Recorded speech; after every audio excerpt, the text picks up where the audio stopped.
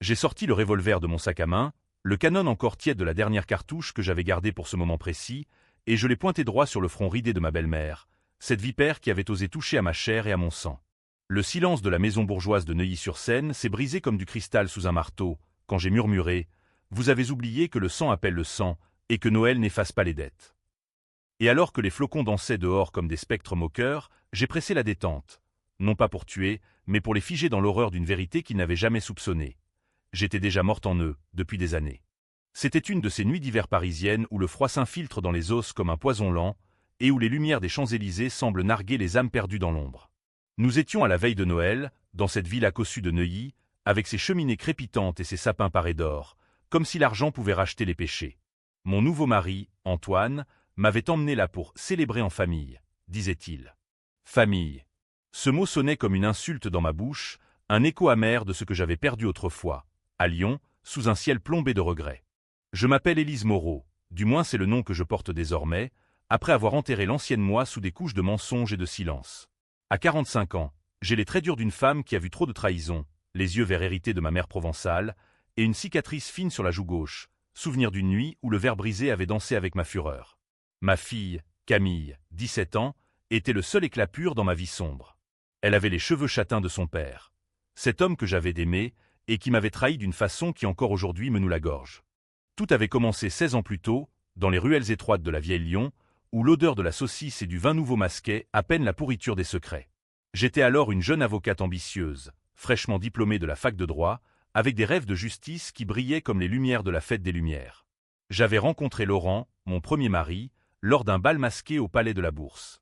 Il était charmant, avec son sourire carnassier et ses promesses de lendemain radieux. Banquier, fils de bonne famille lyonnaise, il m'avait séduite non pas par ses mots, mais par l'illusion d'une vie stable, loin des tourments de mon enfance, une mère alcoolique, un père absent, des nuits passées à guetter les sirènes de police. Camille était née 9 mois plus tard, un automne pluvieux où les feuilles mortes collaient au pavé comme des avertissements. Elle était parfaite, avec ses petits poings serrés comme si elle naissait déjà en guerrière. Laurent l'adorait, du moins c'est ce que je croyais.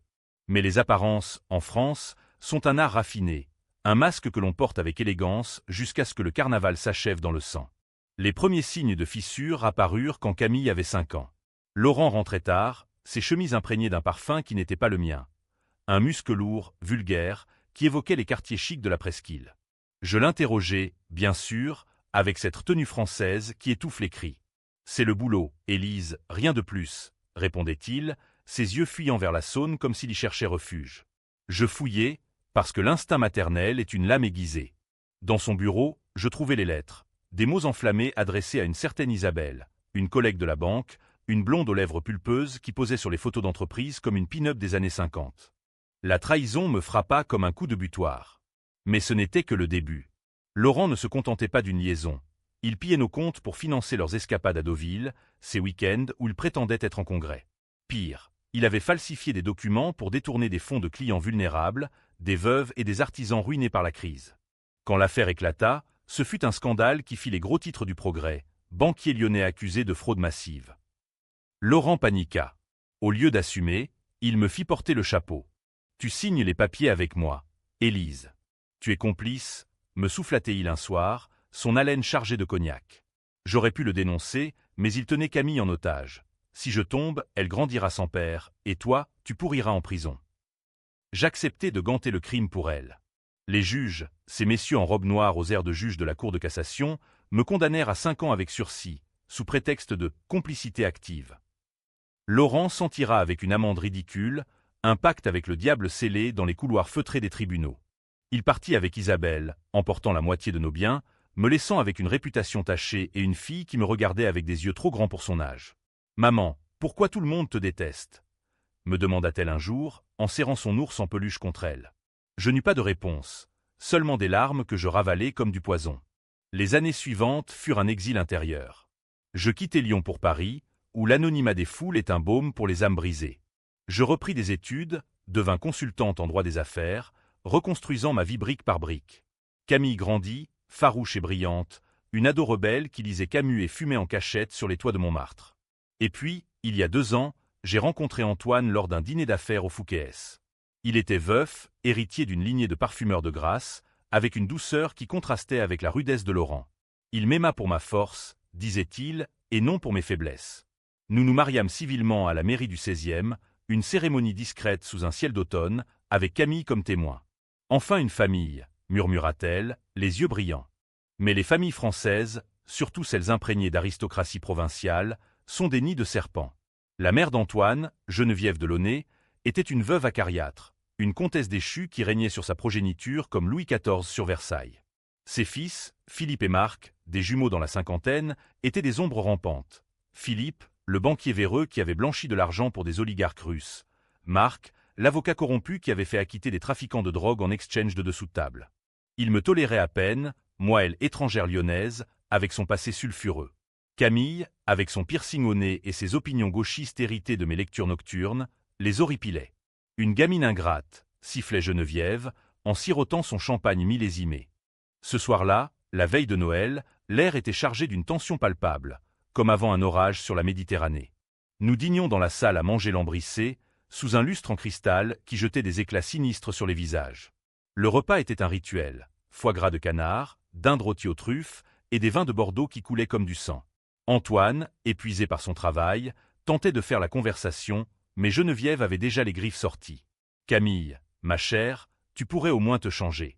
Ce jean troué, c'est indécent pour Noël, » lança-t-elle, ses lèvres minces pincées comme un couperet. Camille, qui avait passé l'après-midi à fumer des joints avec ses amis dans un squat de Belleville, ricana. « Indécent ? Comme votre hypocrisie, peut-être.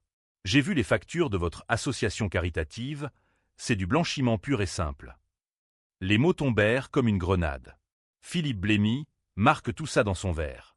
Geneviève se raidit, ses yeux d'acier fixés sur ma fille comme un rapace. « Comment oses-tu, petite insolente ? Tu n'es rien ici. Rien qu'une bâtarde que ta mère a traînée dans la boue. » Le mot « bâtarde » claqua dans l'air, un écho de mes propres blessures. Camille se leva d'un bond, renversant sa chaise. « Allez vous faire foutre, bande de parasites !» hurla-t-elle, et dans un geste de rage pure, elle balaya la table d'un revers de bras, envoyant la vaisselle fine s'écraser au sol en un chaos de porcelaine brisée. Geneviève, livide, se dressa à son tour. « Dehors! Sortez de cette maison, toutes les deux. Vous n'êtes pas les bienvenus dans notre sang pur. » Antoine tenta d'intervenir, mais Philippe le retint par le bras, murmurant des poisons à son oreille. Marc composa déjà le numéro de la police, prétextant agression. Camille, les larmes aux yeux mais la tête haute, attrapa son manteau et franchit le seuil, la porte claquant derrière elle comme un glas. Dehors, la neige tombait drue, un manteau blanc qui recouvrait Paris d'un linceul. Je la vis s'éloigner dans l'allée, silhouette frêle avalée par la nuit, et quelque chose en moi se brisa, non pas en pleurs, mais en une fureur froide, calculée, celle d'une femme qui avait déjà tué en son âme. Je ne courus pas après elle. Pas encore. Au lieu de cela, je me tournai vers eux, ces vautours engraissés par des décennies de mensonges. Geneviève triomphait, un sourire carnassier aux lèvres. Voilà, la leçon est donnée. Antoine, tu mérites mieux que c'est. Rabote. C'est alors que je sortis le revolver. Pas n'importe lequel. Un vieux Manurin MR73, calibre 9 mm, hérité de mon père chasseur, que j'avais gardé chargé dans mon sac depuis que j'avais appris pour les magouilles des frères. Le métal froid contre ma paume me rappela Lyon, la nuit où Laurent m'avait forcé à signer ma condamnation. Le canon pointé sur le front de Geneviève, je vis la peur la tordre, ses rides se creusant comme des gouffres. « Assieds-toi, comtesse. Et écoute bien, parce que Noël est la saison des confessions. » Antoine hurla mon nom, mais je l'ignorai. Les autres se figèrent, statues de sel dans leur propre enfer. Et je commençai à parler, à dévider le fil de ma vengeance, tissé patiemment depuis des années, comme une toile d'araignée dans les combles d'une cathédrale gothique. Ils me regardaient comme si j'étais un fantôme sorti des enfers, ce que j'étais, en vérité, un esprit vengeur invoqué par les ombres de la trahison. Le revolver tremblait à peine dans ma main. J'avais appris à viser droit au cœur lors de ces nuits solitaires au stand de tir de Vincennes, où les balles sifflaient comme des secrets libérés. Vous pensez que c'est de la folie? Non, mes chers. C'est de la justice, à la française, lente, inexorable et imprégnée d'un poison qui ronge de l'intérieur. Je reculai d'un pas, forçant Geneviève à s'asseoir sur sa bergère Louis XV, ce trône ridicule qu'elle affectionnait. Antoine, pâle comme un linge, balbutia. « Élise, pose ça, je t'en supplie. C'est Noël, pense à Camille. » À Camille. Ces mots me transpercèrent, mais je les transformai en lame. Camille, votre petite fille, Antoine? ou devriez-vous dire, la nièce de Philippe et Marc. Un silence de tombe s'abattit. Les jumeaux échangèrent un regard, un éclair de panique qui confirma tout. Car voilà le premier fil de ma toile. Le secret que j'avais exhumé il y a un an, lors d'une fouille discrète des archives familiales, sous prétexte d'aider à l'inventaire pour l'héritage. Geneviève, dans sa jeunesse, n'avait pas été la sainte Nitouche qu'elle prétendait. À 20 ans, lors d'un été à Saint-Tropez, elle avait séduit le frère aîné des jumeaux. Non, attendez, le scandale était plus profond. Laurent, mon ex-mari, n'était pas un simple banquier lyonnais. Il était le fils illégitime de Geneviève, conçu lors d'une liaison torride avec un amant italien, un conte ruiné qu'il avait abandonné enceinte.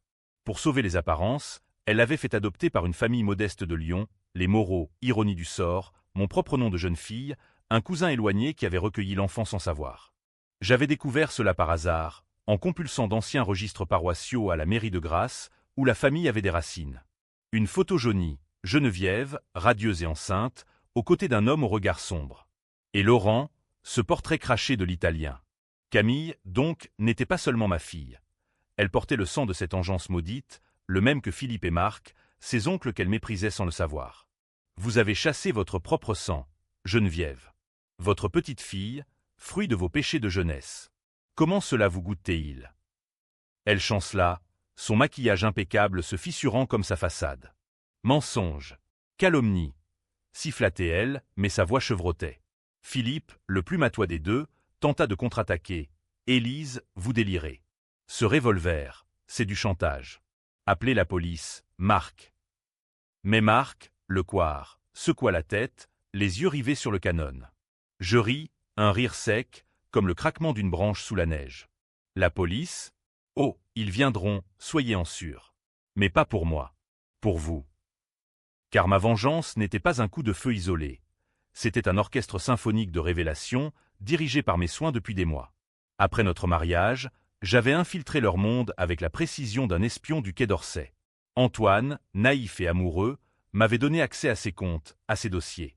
J'avais copié, noté, compilé les transferts occultes de Philippe vers des comptes offshore aux Bahamas, déguisés en investissements vinicoles, les plaidoiries truquées de Marc pour des narcos colombiens, en échange de valises de billets planqués dans des caves de Bordeaux.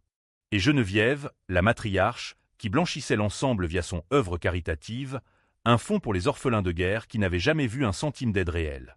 J'avais tout documenté, photo à l'appui, moi, l'avocate déchue, redevenue justicière dans l'ombre. Un dossier envoyé anonymement au parquet de Paris, ce matin même, via un contact à l'inspection générale de la justice, un ancien collègue de Lyon qui me devait une faveur depuis que j'avais étouffé son adultère conjugal. À minuit, quand les cloches sonneront pour la messe de Noël, les flics frapperont à votre porte. Pas pour vol de dinde, mais pour escroquerie aggravée, association de malfaiteurs et blanchiment en bande organisée. 10 ans chacun, minimum. Et vous, Geneviève, avec votre lignée pure, vous pourrirez à Fleury-Mérogis, au milieu des putes et des drogués que vous méprisez tant. Antoine s'effondra à genoux, les mains tendues. Pourquoi, Élise?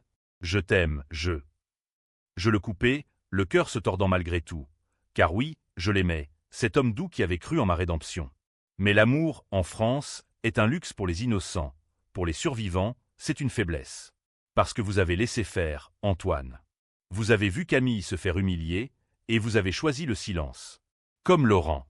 Comme tous les hommes de ce pays qui se drapent dans leur honneur pour mieux poignarder dans le dos. Dehors, la neige redoublait, et j'entendis un sanglot étouffé, Camille, revenue sur le pas de la porte, attirée par le chaos. Elle entra, trempée, les joues rougies par le froid, et vit la scène. Sa grand-mère terrassée, ses oncles pétrifiés, son père à terre. « Maman » murmura-t-elle, la voix brisée. Je baissai le revolver, le glissant dans ma ceinture, et l'attirai contre moi. Son corps frêle tremblait, mais ses yeux brillaient d'une lueur nouvelle. Celle de la compréhension, ou peut-être de la complicité.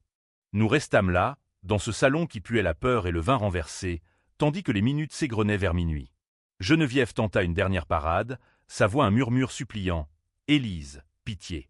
Pour le sang. Notre sang. » Je la regardai, et pour la première fois, je vis non plus la vipère, mais la femme brisée qu'elle avait toujours été. Une mère qui avait enterré ses erreurs sous des couches de mépris. Le sang? Il appelle le sang, madame. Et le mien a s'écoulé. Les cloches de l'église Saint-Pierre de Neuilly sonnèrent, un carillon solennel qui masqua à peine les sirènes au loin. Les phares balayèrent l'allée, et les uniformes bleus envahirent la villa comme une marée inexorable. Philippe et Marc furent menottés sans un mot, leurs costumes sur mesure froissés comme leur arrogance. Geneviève, droite malgré tout, fut escortée vers la voiture, jetant un dernier regard venimeux vers Camille. « Tu regretteras ça, petite. » Mais Camille, blottie contre moi, répondit d'une voix ferme. « Non, grand-mère.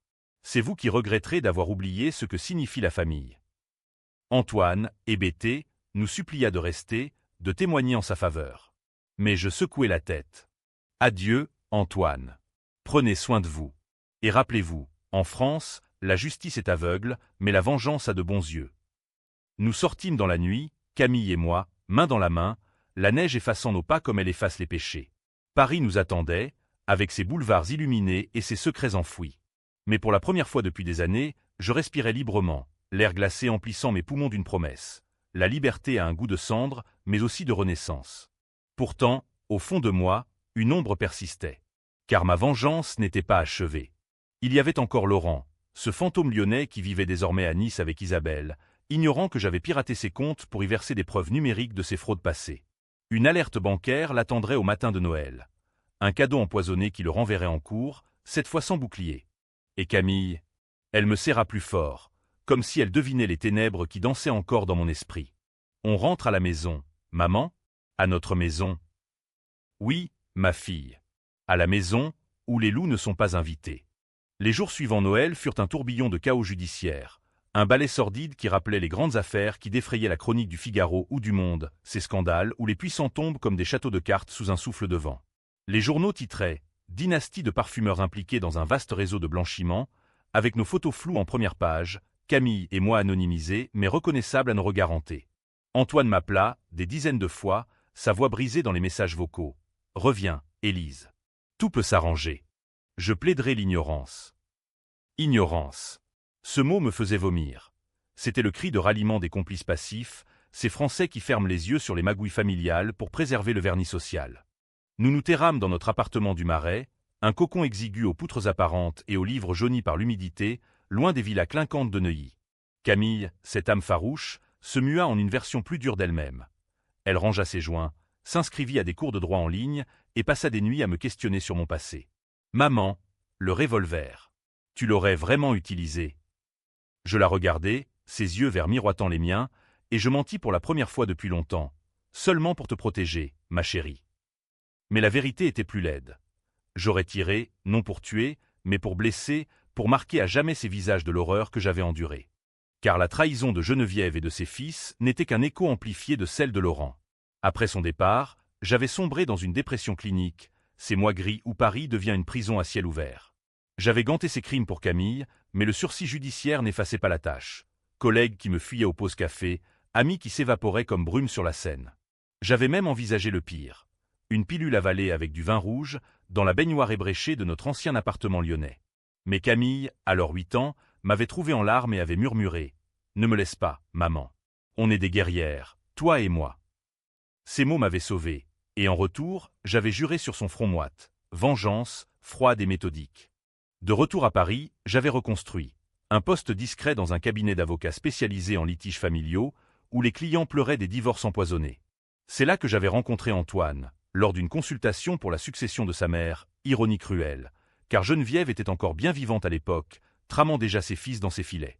Il était venu pour des détails administratifs, mais était resté pour mes silences éloquents. Notre romance fut un slow burn, des dîners aux chandelles rue de Rivoli, des promenades sous la pluie le long des quais. Il ignorait mon passé judiciaire. Je l'avais effacé des registres en graissant la patte d'un greffier véreux, un péché de plus sur ma liste. Mais les secrets, en France, ont la vie dure. Ils remontent comme des bulles dans un verre de champagne éventé. Un mois après le mariage, Philippe avait fouiné. Un détective privé, un de ces rats des bas-fonds de Pigalle, avait déterré mon dossier lyonnais. Une criminelle dans la famille? Papa doit savoir, avait-il sifflé à Marc lors d'un appel que j'avais intercepté via un mouchard sur le téléphone familial. Ils avaient comploté pour me discréditer. Des rumeurs lancées dans les cercles huppés du 16e, des invitations annulées, et des regards en coin lors des dîners. Geneviève, la reine des poisons, avait même tenté de me confronter seule, un après-midi dans son salon parfumé à la lavande de Grasse. « Vous n'êtes pas digne d'Antoine. Quittez-le, ou nous vous briserons. » J'avais souri, feignant la soumission provençale, mais intérieurement, j'avais noté chaque mot, chaque regard fuyant.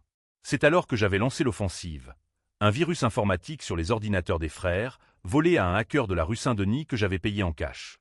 Les preuves s'étaient accumulées comme des neiges d'antan, emails codés, virements suspects, même des enregistrements audio où Marc vantait ses arrangements avec des juges. Et le clou, la révélation du lien avec Laurent, que j'avais confronté en secret lors d'un voyage d'affaires à Nice. Ton fils, dis-lui la vérité, ou je la crie sur les toits, lui avais-je lancé dans un café bondé de la promenade des Anglais. Il avait pâli, bafouillé, et fini par signer une confession. Un document que j'avais rangé dans un coffre-fort à la Banque de France, en attendant l'heure. Camille, sentant mon tourment, devint ma confidente. Nous parlions tard dans la nuit, enveloppés dans des plaids tricotés à la main, avec du thé à la menthe qui fumait comme nos souffles. Ils te détestent parce que tu es forte, maman. Pas comme leur mère, qui se cache derrière son titre. Elle avait raison. Geneviève était une relique du vieux monde, où les femmes étaient des ornements, pas des lames. Moi, j'étais forgé dans le feu des trahisons, une provençale têtue avec un accent qui trahissait encore mes racines du Sud. Le twist vint une semaine après Noël, lors d'une audience préliminaire au palais de justice de Paris. Les frères furent inculpés, Geneviève placée en détention provisoire. Une cellule froide à la santé, où les échos des pas résonnent comme des jugements divins. Antoine, lavé de tout soupçon grâce à mon dossier minutieux, j'avais veillé à ce qu'il passe pour l'innocent, vint me supplier au tribunal, à travers les barrières de sécurité. Mariage blanc ou pas, Élise, je t'aime. Laisse-moi t'aider. Je le regardais, ce bel homme brisé, et pour un instant, je faillis craquer. Mais Camille, à mes côtés, secoua la tête imperceptiblement. Non, maman, on n'a besoin de personne. Pourtant, la nuit, seul dans le marais, les doutes me rongeaient. Était-ce de la justice ou de la cruauté gratuite? J'avais ganté les crimes de Laurent pour protéger Camille. Maintenant, je les exposais au grand jour pour la venger. La ligne était fine, poreuse comme les brumes de la Loire. Et puis, il y avait l'appel anonyme, 2 jours plus tard. Une voix rauque, masculine, qui murmura « Élise Moreau, tu as oublié un détail. » Laurent n'était pas le seul à savoir pour le bébé de Geneviève. Moi aussi. Clic. La ligne morte. Mon sang se glaça. Qui? Un complice? Marc, depuis sa cellule? Je fouillais frénétiquement mes notes, et là, l'horreur. Un nom effacé dans les marges, un certain Victor, l'amant italien, supposé mort en 1990 d'une overdose à Rome. Mais les registres falsifiés, les rumeurs. Était-il vivant? Avait-il manipulé Geneviève pour la ruiner? Et maintenant, visait-il la suite de la lignée? Camille. Moi? Je serrais les poings, le revolver à portée de main sur la table de chevet. La vengeance n'était pas finie. Elle mutait, prenait des formes plus sombres, comme un vin qui tourne au vinaigre. Paris, avec ses cathédrales gothiques et ses catacombes oubliées, semblait conspirer avec moi. Demain, je descendrai à Lyon, affronter les fantômes. Camille insista pour venir, ensemble, maman. Toujours. Lyon m'accueillit comme une amante perfide, sous un ciel bas et lourd de la plaine du Rhône, où l'odeur de la cannelle et des marrons chauds se mêlait à celle de la trahison rance. Nous arrivâmes en train, Camille et moi, dans ce TGV qui file comme une flèche vengeresse à travers la Bourgogne, ses vignes nues comme des squelettes. Elle avait 17 ans, mais dans ses yeux, j'en voyais 30, burinés par les secrets que je lui avais confiés au compte-gouttes. « On va où, exactement » demanda-t-elle, serrant son sac à dos contre elle comme un bouclier. « Chez les morts, ma fille. Et peut-être chez les vivants qui font semblant de l'être. » La vieille maison des Moreau, dans le quartier de la Guillotière, était un fantôme elle-même, volet clos, jardin envahi par les ronces, et une pancarte à vendre rouillée par les pluies. C'était là que Laurent avait grandi, adopté par mon cousin Germain, un maçon alcoolique qui l'avait élevé à la dure. J'avais les clés, héritées lors de la succession, et en tournant la serrure grippée, un courant d'air froid nous enveloppa, chargé de souvenirs. Les cris de mon enfance, les silences de Laurent lors de nos disputes. Camille explora les pièces, ses pas résonnant sur le parquet craquant, tandis que je descendais à la cave, cette crypte humide où les archives familiales moisissaient.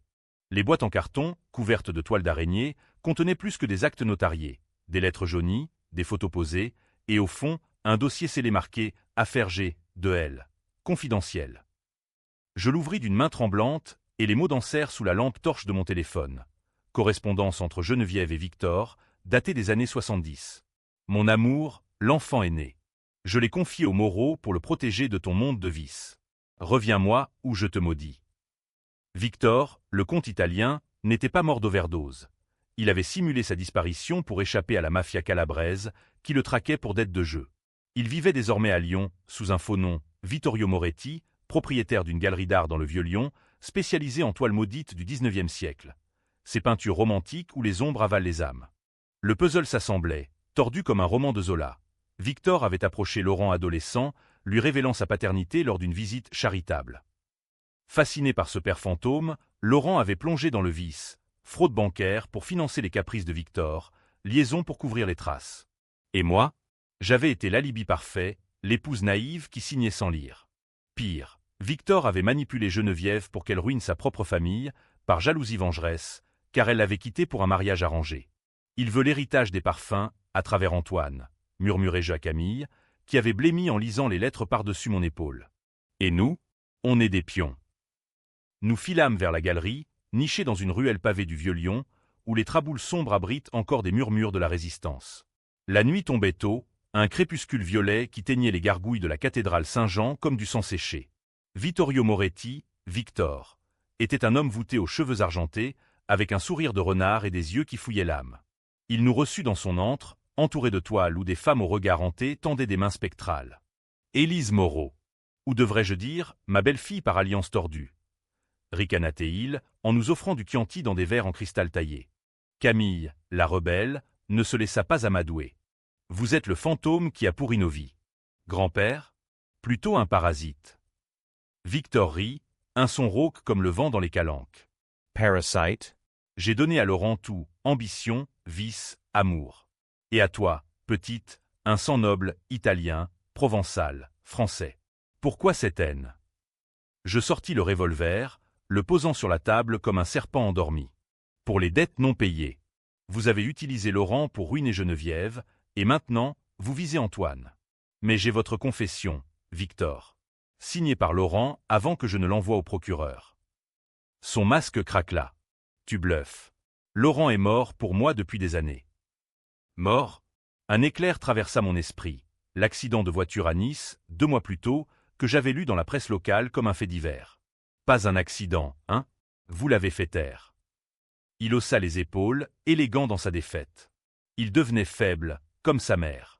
Mais toi, Élise, tu es du bon bois. Joins-toi à moi.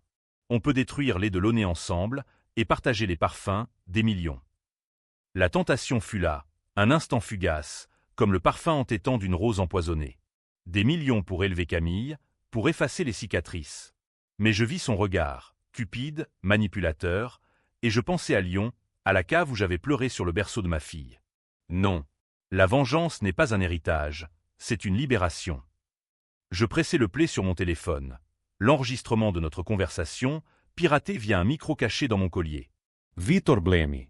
Traîtresse. Crachatait-il, mais Camille, vive comme l'éclair, avait déjà composé le 17. Les gendarmes arrivèrent vite, dans ce quartier historique où les échos portent loin.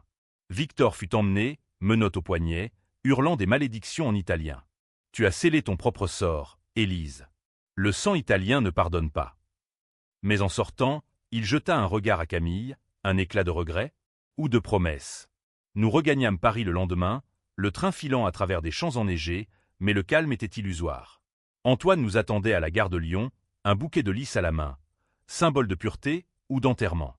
Je sais tout, maintenant, dit-il, la voix rauque. Victor.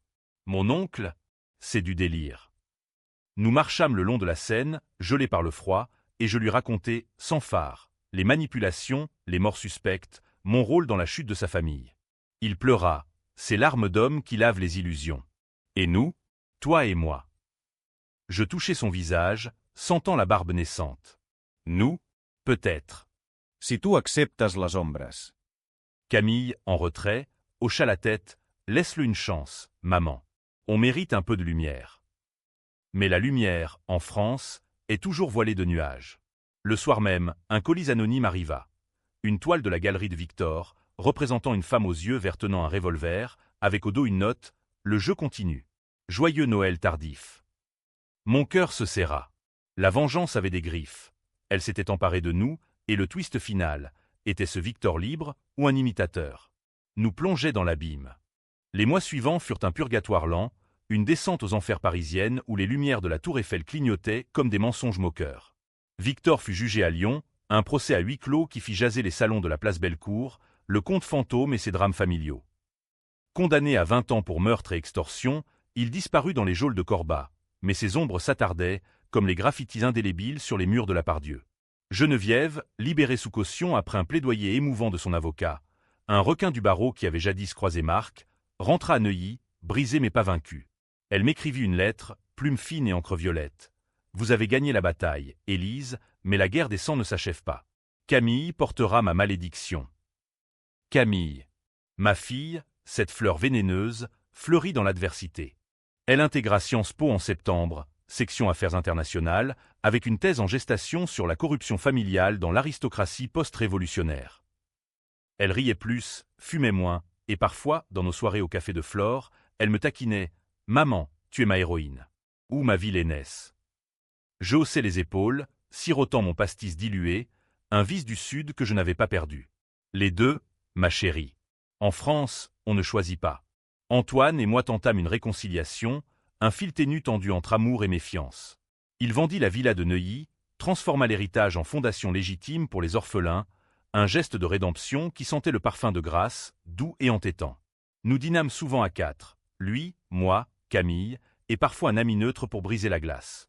Mais les nuits, quand le sommeil fuyait, je sentais le revolver sous l'oreiller, un talisman contre les fantômes. Et il y en avait, des appels anonymes, des ombres dans les traboules, une voiture noire qui nous suivait rue des Rosiers. Victor avait des disciples, ou Geneviève tramait-elle dans l'ombre? Le chaos trao survint un soir de printemps, lors d'une réception au Louvre, un gala pour mécènes de l'art, où Antoine présentait sa fondation. La cour carrée scintillait sous les lustres, robe de soie et smoking frottant contre les marbres antiques. Camille, éblouissante en robe noire ajustée, dansait avec un jeune diplomate quand Geneviève apparut, spectre en tailleur Chanel, flanqué de Philippe, libéré sous bracelet électronique. Élise, sifflatait-elle, son souffle chargé de Chanel numéro 5 et de haine. Vous croyez avoir gagné? Regardez votre fille. Je pivotai, et mon monde bascula. Camille, pâle, serrait son ventre, un verre de champagne à la main. Enceinte? Non, pire, un jeune homme à ses côtés, aux traits italiens, aux yeux sombres de Victor.